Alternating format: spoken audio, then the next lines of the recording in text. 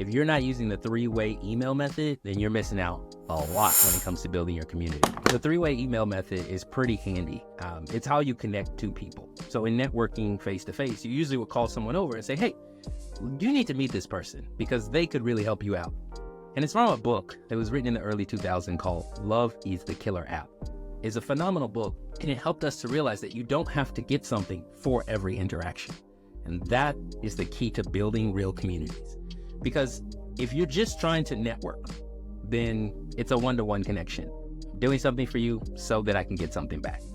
But if you really want to build a community, it has to be a group of people who collectively agree that we're going to share information and learn from one another. And building a community is really important when it comes to doing anything in certain spheres, such as real estate or mortgages. What the three-way email method is exactly what you would do in person.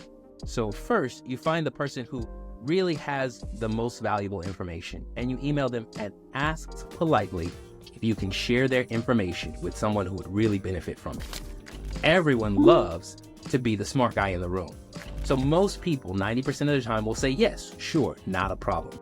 And maybe a brief introduction about the person, their name, where they work, and what it is that they need from you.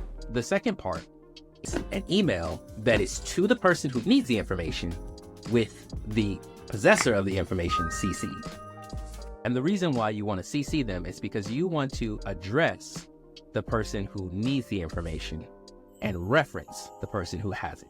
So this is how you do it. Person A, I saw that you're building this wonderful community, and I know someone who could really help you out. I've CC'd them on this email. Please feel free to reach out to them directly.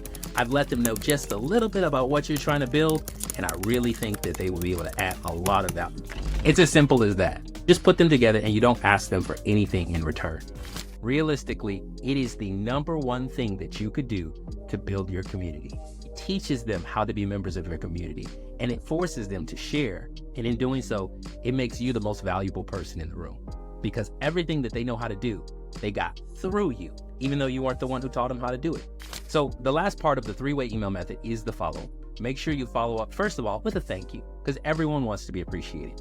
Never make anyone feel like they're being used. So the person who had the information or is the expert in the room, when you follow up with them, nothing but praise and thanks with no request. And for the person who received it, what you want to do is to remind them that it came through you.